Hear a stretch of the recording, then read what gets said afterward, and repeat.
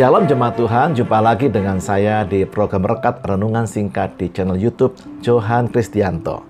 Kehadiran jemaat dalam ibadah bersama di gereja yang rutin diadakan setiap hari Minggu memiliki tujuan dan motif yang berbeda-beda. Ada yang menyamakan ke gereja itu seperti pergi ke tempat yang dianggap keramat untuk mencari pesugihan atau pelarisan usahanya. Ya, harapannya setelah melakukan ritual tertentu, mereka mendapatkan harta kekayaan yang bertambah dalam waktu yang singkat.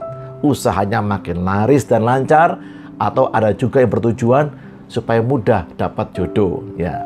Dalam suratnya kepada jemaat di Roma, Paulus menjelaskan apa dan bagaimana ibadah yang sejati itu. Roma 12 ayat yang pertama. Karena itu saudara-saudara, demi kemurahan Allah aku menasihatkan kamu supaya kamu mempersembahkan tubuhmu sebagai persembahan yang hidup, yang kudus, dan yang berkenan kepada Allah. Itu adalah ibadahmu yang sejati. Paulus mengawali penjelasannya tentang ibadah yang sejati dengan mendorong kita untuk selalu ingat akan kemurahan Tuhan yang sudah ia tulis di 11 pasal sebelumnya dalam surat Roma ini. Karena kasih karunia-Nya Tuhan dan kemurahannya, maka kita semua sudah diselamatkan, ditebus, diampuni, diberkati, dan dibenarkan di hadapan Tuhan.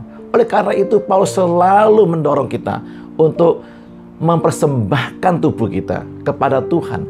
Jadi jelas sekali bedanya pengertian ibadah yang saya sebutkan di awal tadi dengan pengertian ibadah menurut firman Tuhan ini. Kita ke gereja bukan untuk mencari kesenangan kita, mencari berkat untuk kita, dan lain sebagainya yang tujuannya untuk kepentingan kita. Bukan. Justru karena kita sudah diselamatkan dan diberkati Tuhan, maka sudah selayaknya kita mempersembahkan diri kita kepada Tuhan sebagai tanda kita bersyukur untuk kemurahannya.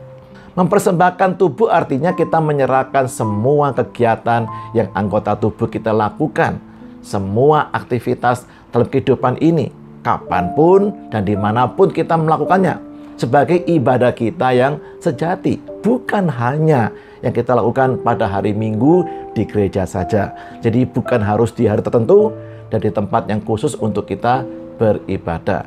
Tuhan menuntut ibadah yang sejati, bukan sekedar ritual keagamaan. Pun tak tertarik dengan segudang kegiatan kerohanian umatnya. Dia memandang jauh ke dalam hati, tujuan dan motif sesungguhnya kita beribadah.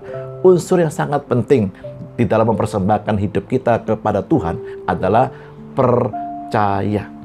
Kita tidak akan menyerahkan sesuatu yang sangat penting kepada seseorang yang tidak kita percayai. Demikian juga dengan Tuhan. Kita tidak akan menyerahkan hidup kita kepada Tuhan kecuali kita percaya kepadanya. Dan kita tidak dapat percaya kepadanya sebelum kita mengenal Dia dengan lebih baik. Semakin kita menyadari betapa besar kasih Tuhan kepada kita, maka semakin mudah kita menyerahkan hidup kita kepadanya. Pernyataan kasih Tuhan yang paling besar adalah pengorbanannya untuk kita di kayu salib. Tuhan mengasihi kita tanpa batas, lebih dari yang dapat kita bayangkan. Roma 5 ayat 8 menunjukkan kepada kita, tetapi Allah menunjukkan kasih-Nya kepada kita oleh karena Kristus telah mati untuk kita ketika kita masih berdosa. Kita bisa belajar arti percaya kepada Tuhan dari bapa orang yang beriman, yaitu Abraham, yang suka membuat mezbah bagi Tuhan dan dia mengikuti pimpinan Tuhan tanpa mengetahui kemana ia dibawa. Atau Yusuf, yang tetap beribadah kepada Tuhan dan mempercayai tujuan Tuhan dalam hidupnya tanpa mengerti mengapa ia mengalami keadaan yang semakin buruk.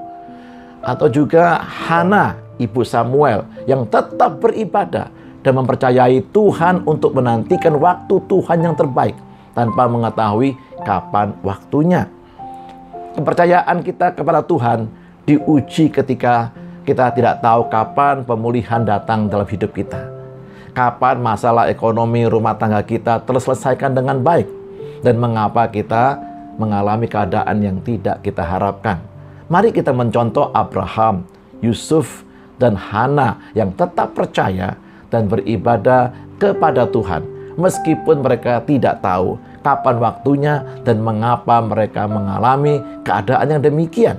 Itulah ibadah yang sejati. Amin. Tuhan Yesus memberkati kita semua. Shalom.